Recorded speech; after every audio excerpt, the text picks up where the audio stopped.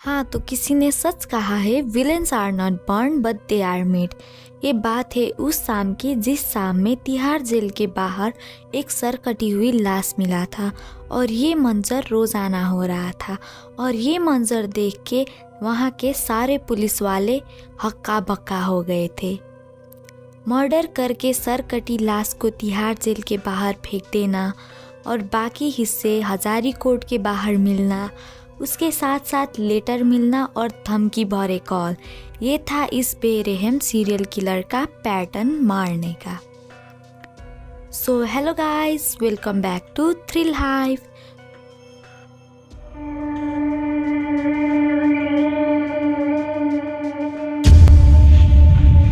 सो हम case study करेंगे चंद्रकांत झा के बारे में। और ये केस बहुत ही इंटरेस्टिंग और भयानक भी है। ये इंसान बहुत भयानक है। एक इंसान कैसे इतना भयानक हो सकता है, ये केस सुनने के बाद आप लोग सोचने में मजबूर हो जाएंगे। सो ये सिलसिला शुरू होता है 1998 से, जब तिहाड़ जेल के बाहर एक सर कटी हुई लाश मिला था और बाकी लाश के हिस्सों को डिफरेंट जगह पर फेंक दिया गया था। तब ना सस्पेक्ट को अरेस्ट तो किया गया था, पर उसके ऊपर कोई ठोस सबूत नहीं था। इसीलिए ये केस 3 साल तक चला और उसके बाद बंद हो गया। मतलब अपने जुडिशियल सिस्टम को भी देख लो, 3 साल तक एक केस चला और वो बंद हो गया। 8 साल के बाद एक शाम तिहाड़ जेल के बाहर एक टोकरी में सर कटी हुई लाश मिलता है और वो लाश इतनी टाइट तरीके से बांधा हुआ गया था कि किसी से खुल नहीं रहा था। और उसके साथ साथ एक लेटर भी था। उस लेटर में जुडिशियल सिस्टम को बहुत सारी गाली दिया गया था और सारे पुलिस वालों को चुनौती दिया गया था कि वो इस स्मार्ट साइकोपैथ किलर को नहीं पकड़ सकता है और देश की पुलिस एक नंबर की निकम्मी भी है। और इसने पुलिस वालों को भी चैलेंज किया था कि होश हिम्मत है तो मेरे को पकड़ के दिखाओ। और इनके एक्सेंट से पता चल रहा था कि ये किलर बिहार से है, क्योंकि इनका लेटर लिखने का तरीका पूरा भोजपुरी टाइप में था।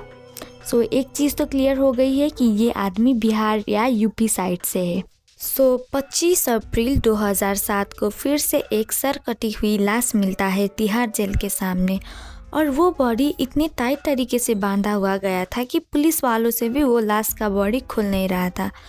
फिर उस भीड़ में से एक आदमी आता है एक चाकू लेके और वो उस नाइफ से उस लाश को बहुत आराम तरीके से काट देता है, जैसे कि वो लाश को उसी ने बांधा है।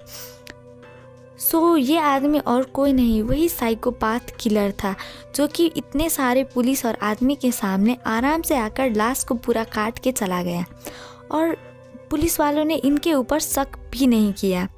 ये बहुत स्मार्ट किलर था।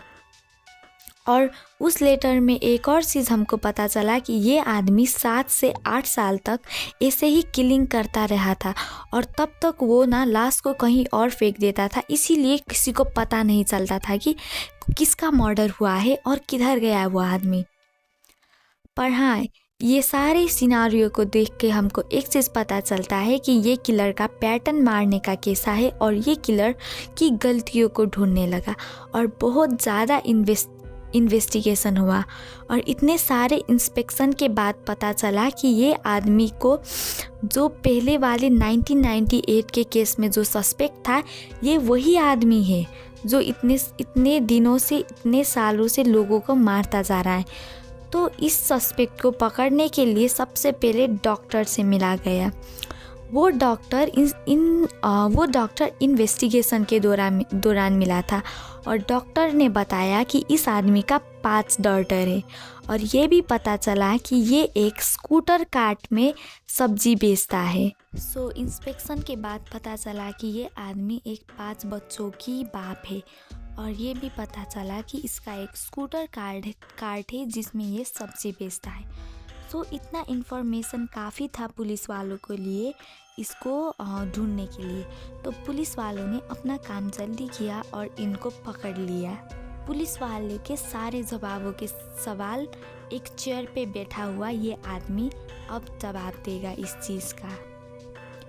सो चंद्रकांत ने पुलिस वालों को ये कहा कि वो सब कुछ बताने के लिए रेडी है, बट इनको कोई भी फिजिकल हार्म ना करे और कोई भी इनको मेंटली टॉर्चर ना करे। और इस बात को पुलिस लोगों ने भी मान लिया। सो चंद्रकांत अपने बारे में बताने लगा। सबसे पहले इनने अपना नाम बोला। इनका नाम है चंद्रकांत झा। ये बिहार से बिलोंग करते हैं और ये दिल्ली में आए थे अपनी 5 बेटी और वाइफ के साथ। दिल्ली में रहते हैं और दिल्ली से हैदरपुर ये शिफ्ट हो गए अपने सीरियल किलिंग काम की वजह से। ये सीरियल किलिंग को एक प्रोफेशन बताते थे। जब ये बिहार से दिल्ली आए, शुरू में ये सब्जियों के ट्रक में सब्जी भरने का काम करते थे।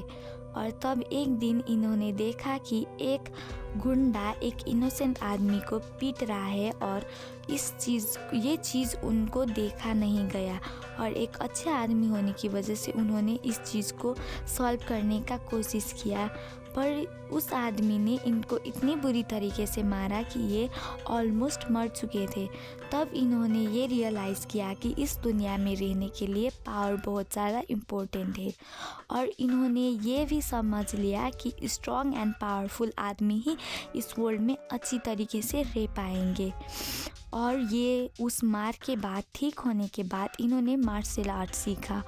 और उसके बाद ना इनका नेचर बहुत चेंज होते गया। ये और एरोगेंट और रूड होने लगे। और ये जहाँ पर काम करते थे वहाँ पर ये यूनियन लीडर से भी बहुत ज़्यादा झगड़ा करते थे। एक दिन उस यूनियन लीडर से इनसे पैसे मांगा, पर इन्होंने उन यूनियन लीडर को पैसे नहीं दिए, इसीलिए हाथापाई हो गई। हाथापाई के दौरान उन लीडर के हाथ में कट लग गया और वो पंडित ने इनको जेल में रख दिया। और जेल में इनके साथ साथ इनकी वाइफ को भी रख दिया, जिसको इस बारे में कोई पता नहीं है, और उनको ऐसे ही जेल में रख दिया। और जेल में इन दोनों को बहुत टॉर्चर किया। इनको बिना खाना दिए बहुत दिन रखा, और कभी कभी तो इनको नेकेड भी सुला देते थे जेल में बहुत ही गंदा ट्रीटमेंट हुआ इनके साथ। और तभी से इनके दिमाग में आया कि अब बदला लेने हैं। तो यहाँ से इनका रिवेंज वाला एरा शुरू हुआ। So as I told, villains are not born but they are made. So ये पंडित था ये पंडित और वो गुंडा था जिन्होंने इनके साथ बुरा किया। इसीलिए इन्होंने ये सोचा कि अब ये दुनिया में सारे बुरे लोगों का अंत कर देंगे। आई नो इनका वे गलत था, बट ये वर्ल्ड ही ऐसा है, क्या कर सकते हैं हम लोग। सो चंद्रकांत का रिवेंज एरा अब शुरू होता है। सबसे पहले इन्होंने उस यूनियन लीडर पंडित का मर्डर किया 1998 में। फिर ये पैटर्न शुरू हुआ मर्डर करने का। उसके बाद 2003 में उमेश को मारा। फिर ऐसे ही करके उन्होंने 2007 तक बहुत सारे मर्डर कर दिए। और इनका ना चाइल्डहुड भी बहुत बुरा गया था। इनका चाइल्डहुड भी इस चीज़ का दोषी है कि ये ऐसे बन गए। ये रहते थे गोसाई गांव में, और ये ना उनकी मॉम से भी फ्रस्ट्रेट थे। इनकी मॉम इनको बोलने नहीं देती थी, इनको ओवर पावर कर देती थी। और ये जब बड़े होते गए ये बहुत रूड होते गए। इनको ना कोई अपने घर में नॉन वेज खा लेता या कोई झूठ बोलता था तो इनको बहुत गुस्सा आता था। और इन्होंने जिन आदमी को मारा है ना, सबसे पहले इन्होंने उन आदमी के साथ बहुत अच्छी तरीके से फ्रेंडशिप किया है, और उसके बाद इन सारे लोगों को मारते गए। और इनको कोई रिग्रेट और कोई डर नहीं है कि इन्होंने इतनी सारी लोगों को मार दिया और इनके साथ क्या होने वाला है। सो ये ना बचपन से ही मेंटली वीक थे और थोड़ा साइको हो गए थे। और ये अभी भी जेल में है और ये स्टिल जेल में रहेंगे क्योंकि इन्होंने बहुत बड़ा क्राइम किया है। और गोसाई गांव के इनके जो फ्रेंड है ये लोग अभी भी डरते हैं कि कहीं ये आदमी कुछ किसी को ना कर दे अगर ये बेल पे भी निकल गया था।